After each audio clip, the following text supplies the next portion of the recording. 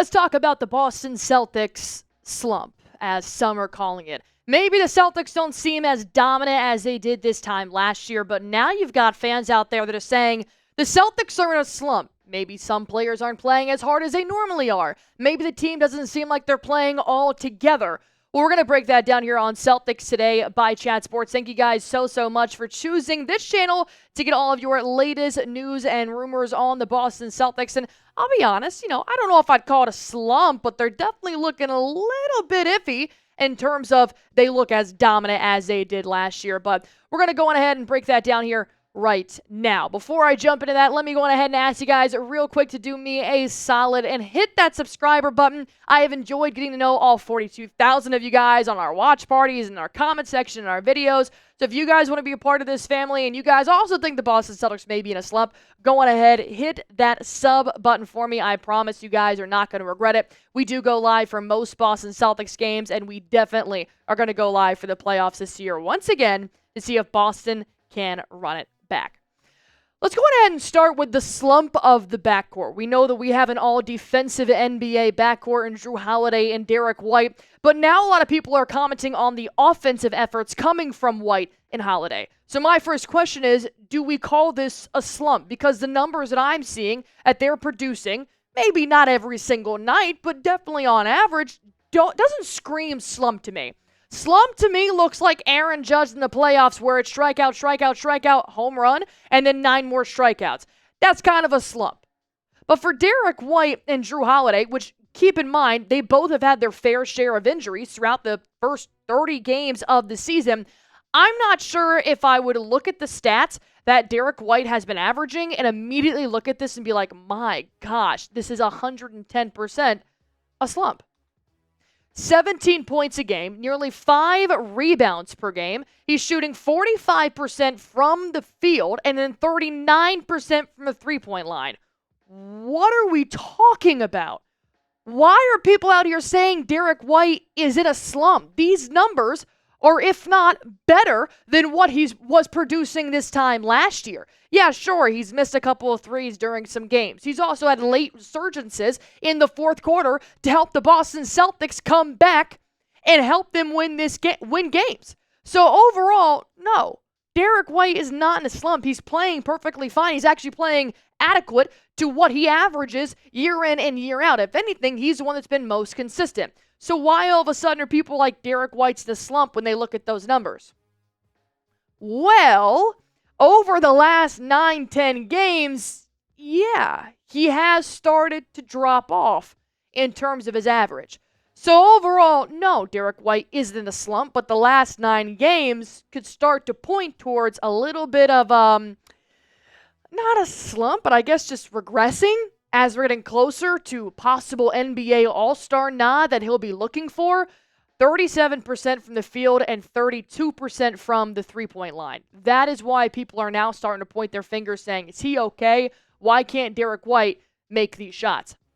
And like I said, if D. White is still searching for his first NBA nod, you going through this lull, that's what I'm looking for. A lull, it's not going to look great to the voters come February. But in the same breath, it's not like Boston is dominating and they're winning over 15 games in the Eastern Conference again. They're second in the Eastern Conference. Not only does Derrick White need that All-Star nod, he also needs to be Mr. Clutch and what we've seen him be in the playoffs last season. When you know that if Tatum was having that off night and, maybe only put up 17 points, Derrick White could come in with 28. And he has shown you that, but I do think that he needs to hone in on that three-point shooting if he's going to chuck up that many points a game or that many shots a game, and then really needs to just clean up a few areas. That way he doesn't keep bricking some threes and people can stop saying, is he in a slump? Because I think that is a little bit of a stretch. I would call this a nice little December lull. So before I hop into the other player in the backcourt, Jrue Holiday, is Derrick White in a slump? Go on ahead and let me know in the comment section down below by putting Y for yes or putting N for no.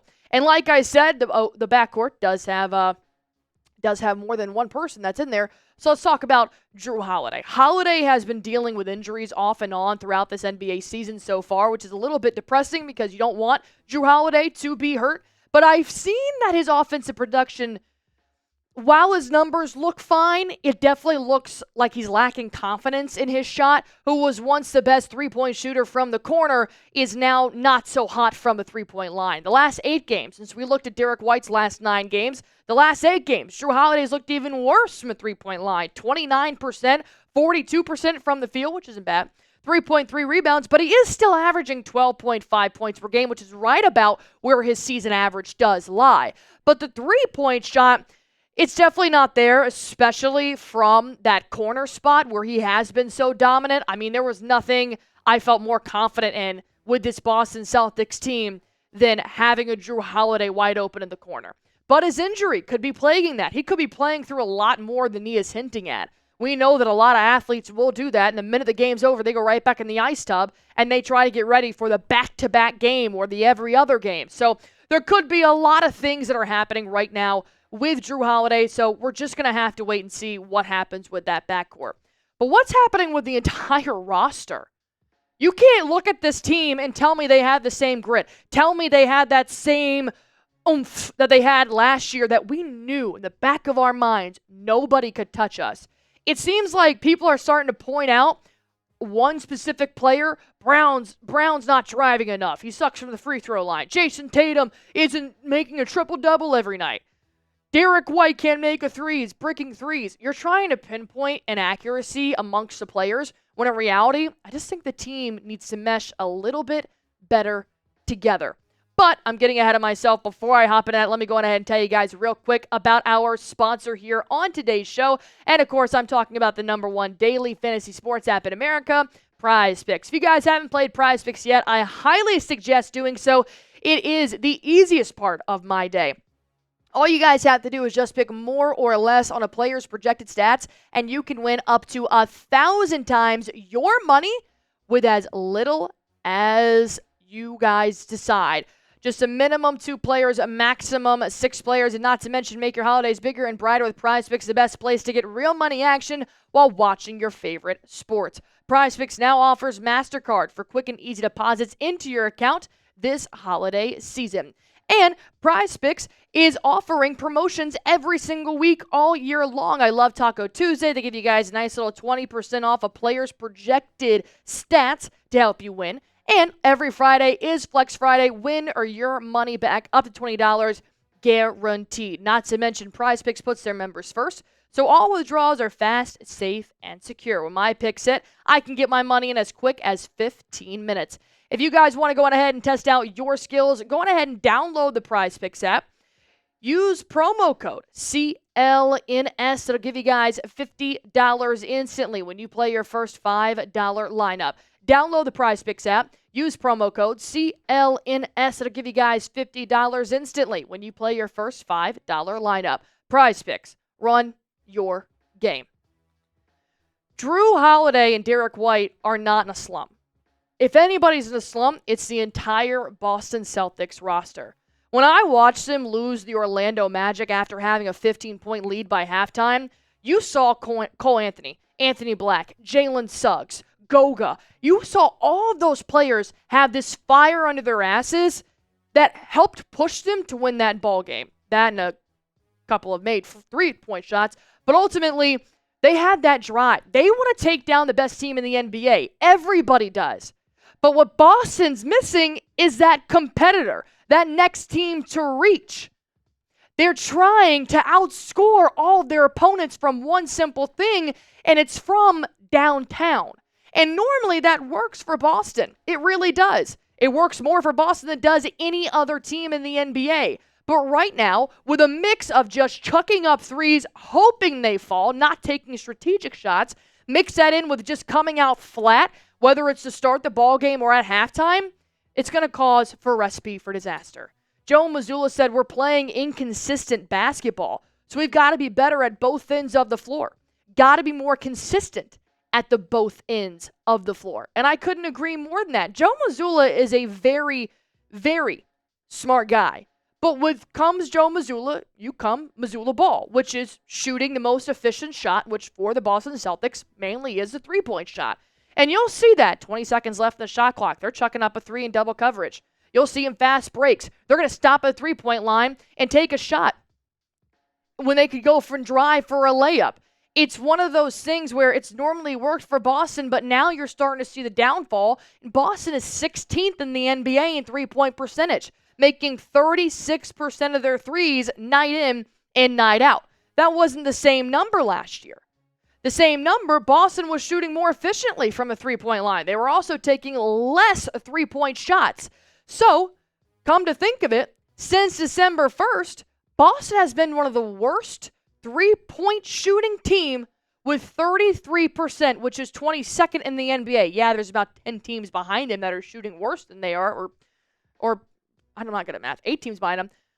But this isn't Missoula ball. I know that Missoula ball, it's if you take more threes than the other team, you're bound to win because more shots are bound to fall, but it's just not happening. Now you're just not running offensive plays. Now you're just kind of leaning on that three ball, relying on that three ball. We really saw it in the Atlanta Hawks game when Dyson Daniels took over the Celtics in the fourth quarter just by merely driving to the basket because Boston on offense was relying so hard on a three ball that wasn't falling. Atlanta got to catch back up. So I'm fine with taking more threes than your opponent is. Hell, that's what got us a championship. I am not going to sit here and completely dictate Missoula ball. And I know people are like, it's not interesting anymore.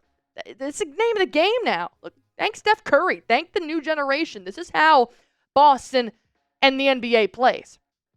But knowing that Boston is so heavily reliant on the three and it's not falling the way they want to, that means they have to fix their shot. That means they need to reset and start taking better shots or just get their fundamentals back in order. But that's going to be extremely hard to do when every other day in the month of January, you've got a ball game. Not to mention you have 3 back-to-back games.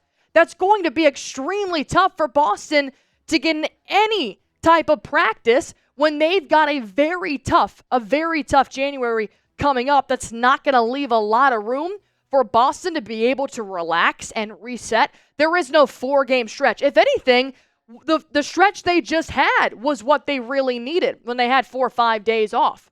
So I think that now that their January is coming up and it's going to be very tricky, the three-point percentage is what kind of stunk in these losses. 30% from the field in the loss versus the Grizzlies. 25%, 14 for 56 against the Bulls. Then against the Magic, they're like, all right, maybe we'll stop chucking up threes. Keep in mind, they didn't have Jason Tatum, so you can take away 14 threes that would have been had by Tatum. 24% in this loss. The only thing I had to say is a 76ers game, but you can thank Derrick White, who had an explosive fourth quarter, a.k.a. Mr. Slump, if you guys want to call him that, which is crazy. He's not in a slump.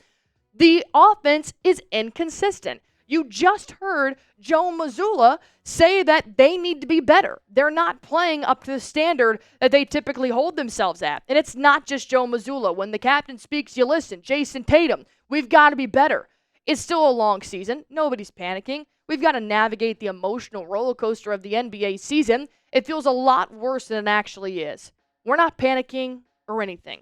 We've just got to man up, look in the mirror, and figure some things out that we need to do better at. That's it. And honestly, rant over. He is right. There's a long season to go. Even the 2017-2018 Warriors, they lost some games in December. Even the 2008 Boston Celtics Kevin Garnett team, they lost some games in December. It's okay. There's a long season. They're going to find that rhythm. But I will admit the Celtics are not making themselves look as scary as they did last year because they're not. It doesn't look like they're fighting for anything. It doesn't look like they've got that drive. They're playing as if they had the top seed in the Eastern Conference, and they don't. They don't. That's what's starting to really scare me is that you've got somebody to chase, and you're still acting like you're the one to be chased. Start motivating yourselves, and I guess the rest will come. So before I hop out of here, I do have one more question for you, and that is just if it's time to hit the panic button or not. Jason Tatum's obviously not. Joe Mazzulla's obviously not. They're just saying, hey, look, we've got some things we want to work on. So does Boston's three-point percentage concern you? Scale it 1, that you have 0 concern. Scale it to 10, that you have a lot of concern. Go on ahead and put that in the comment section down below. And as always, go on ahead and do one thing for me. Subscribe to Celtics Today by Chat Sports. Help us get to 43,000 subscribers.